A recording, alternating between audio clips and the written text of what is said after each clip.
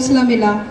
यदि सावित्री बाई फूले हम महिलाओं के लिए शिक्षा के द्वार नहीं खोलती तो शायद सभी विद्यालयों में आज सिर्फ पुरुष ही शिक्षक होते और सभी अस्पतालों में शायद महिलाएं ही डॉक्टर होती ही नहीं, और शायद महिलाएं बस घर के किसी कोने में बैठी चूल्हा चौका ही करती। चलिए सावित्री जी ने कैसे संघर्ष करते हुए नारी शिक्षा का एक दीपक जलाया, उस पर एक झलक।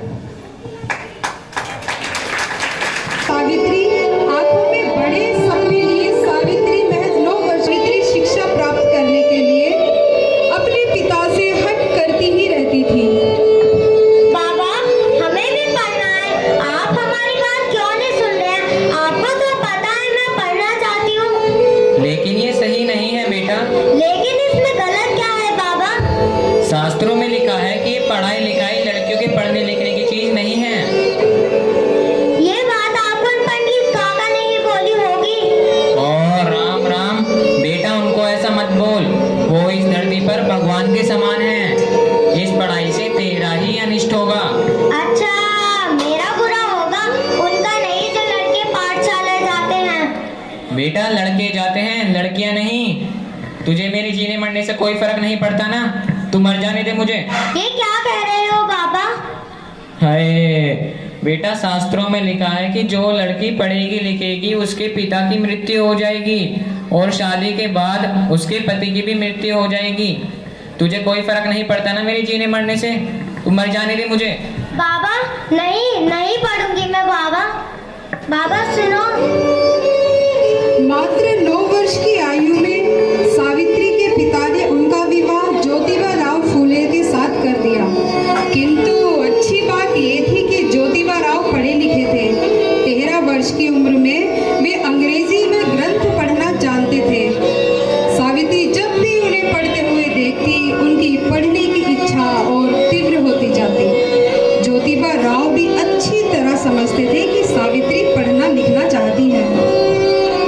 आप हमें पढ़ाएंगे ना? हम भी आपकी तरह कीटा पीटा करके पढ़ना चाहते हैं। अगर पिताजी ने सुन लिया तो तुम्हें और मुझे घर से बाहर निकाल देंगे। कोई नहीं, आप हमें धीरे धीरे पढ़ा देना। का से कबूतर, का से कबूतर, खा से खरगोश, खा से खरगोश, गा से गमला, गा से गमला, घा से घड़ी, घा से घड़ी।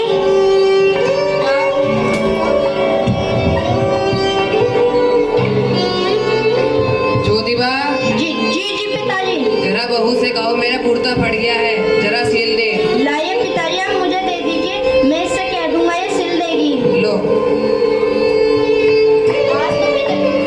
आज तो पिताजी की नजरों से बच गए, पर हर बार नहीं बच पाएंगे। पिताजी को लड़कियों का पढ़ना लिखना बिल्कुल भी पसंद नहीं है। पिताजी तो पढ़ने ही नहीं देंगे, अब मैं कैसे पढ़ूंगी? तुम एक काम करना, जब तुम मुझे खेतों में खाना देने आओगी तो अपनी तख्ती और खड़िया ले आना, मैं तुम्हें वहीं पढ़ा दूंगा और पिताजी को पता भी नहीं चलेगा। इस तरह छुपते छिपाते पढ़ाई करने का सिलसिला जारी रहा। सावित्री मन लगाकर पढ़ाई करती, किंतु वे डरती रही कि कहीं पिताजी को खबर ना लगे।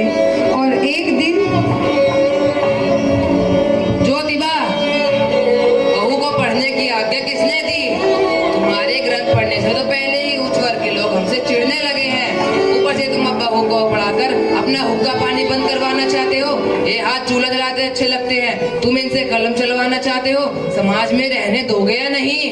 क्षमा कीजिए पिताजी, लेकिन सावित्री बहुत जल्दी जल्दी सीख रही है और किसी ग्रंथ या शास्त्र में नहीं लिखा कि महिलाएं पढ़ नहीं सकती। हटो यहाँ से। और बहू तुम तो घर की इज्जत नीलाम मत करो। अभी आई हुई क्या है तुम दोनों की? क्षमा करें पिताजी।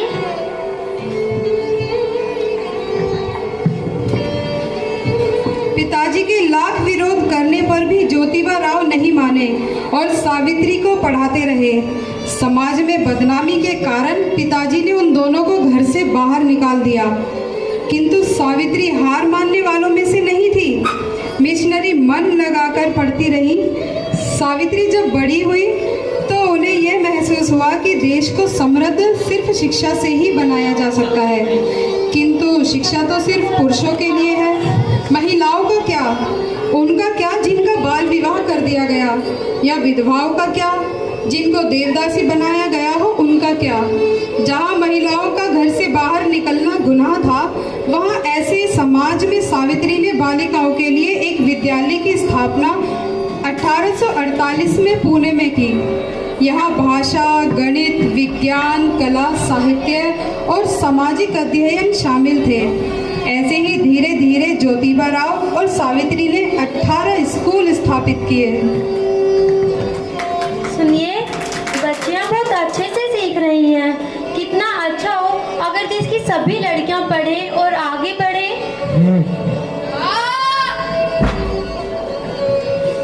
अच्छा, तो तू पढ़ाएगी लड़कियों को?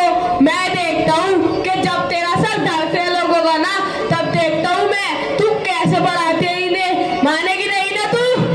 नहीं मानूंगी। तुम क्या चाहते हो, तुम्हारी तरह तुम्हारे बच्चे भी गुलामी करें, अत्याचार सहे या एक सम्मानजनक जिंदगी जिए? तू समाज बिगाड़ना चाहती है क्या? समाज में एक सम्मानजनक जीवन शिक्षा से मिलता है, यूं कुल्हाड़ियां चलाने से नहीं। मुझे माफ करना बहन।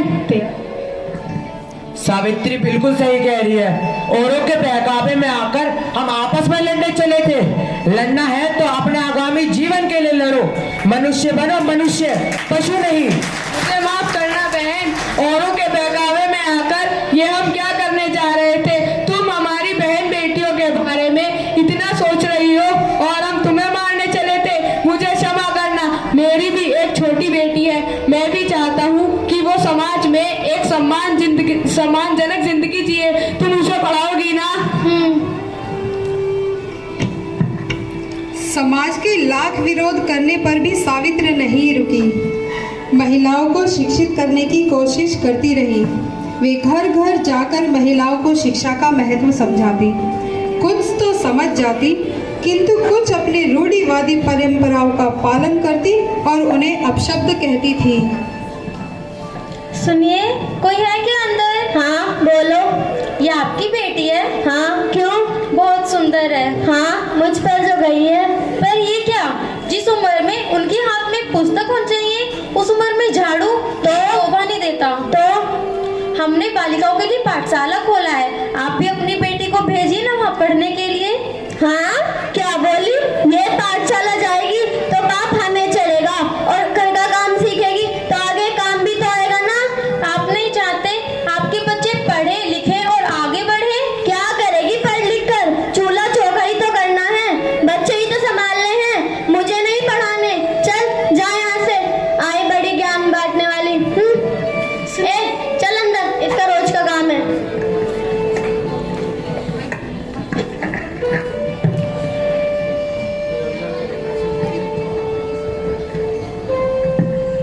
कोई है क्या अंदर? हाय राम, तू फिर चली आई? क्यों बेकार रही हमारे बाल बच्चों को? तेरे मर्द ने तो तुझे यहाँ पढ़ा लिखा कर ज्ञान बांटने के लिए छोड़ दिया और तू यहाँ मुँह उठाकर फिर चली आई? बेशरम। और ऐसा तो तू कलंक है, कलंक। चल जा यहाँ से।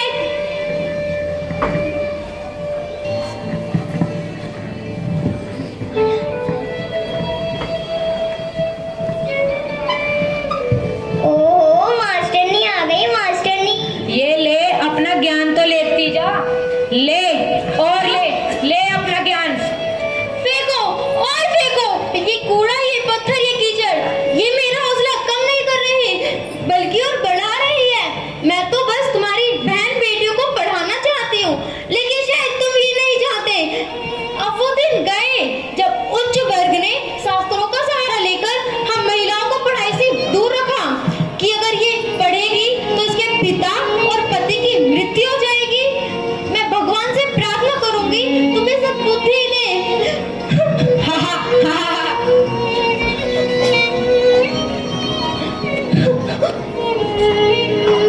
अरे क्या हुआ सावित्री, तुम रो क्यों रही हो? पता नहीं ये लोग कब समझेंगे कि महिलाओं का शिक्षित होना भी जरूरी है।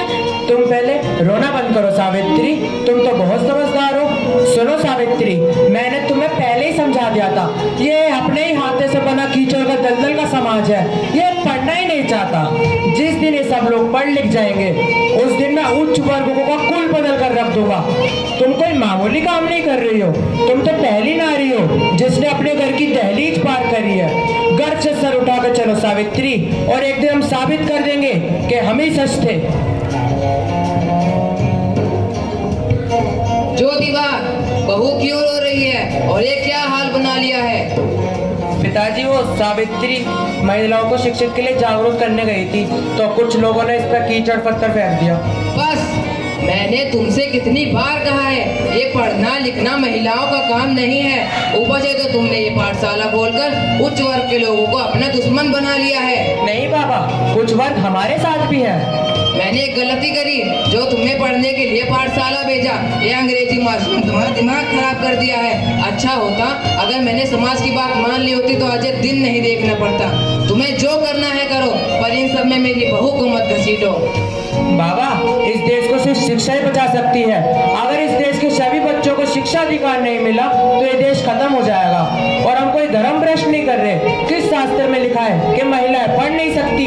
ये भगवान की आज्ञा है, भगवान की। भगवान का नाम लेकर हमें अंधकार में रखा जाता है, और भगवान का नाम इसलिए रखा ताकि कोई सवाल ना उठाए। मैं तुमसे बहस नहीं करना चाहता। हमारे पूर्वजों ने भी कुछ नियम बनाए हैं, हमें उनका पालन करना चाहिए। कुछ नियम हमने ही बनाए हैं बाबा। सावित्री, जरा पढ़कर सुनाओ।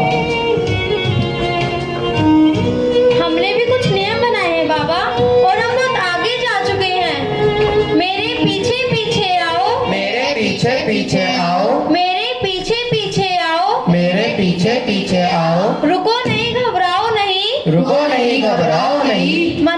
धिक्कारो मनु की आज्ञा को, धिक्कारो मनु की आज्ञा को। शिक्षा को और दिलाओ, शिक्षा को और दिलाओ। शिक्षा का आनंद महान, शिक्षा का आनंद महान। ज्योति का लो कहना मान, ज्योति का लो कहना मान, ज्योति का लो कहना मान। ज्योति का लो कहना मान। धन्यवाद।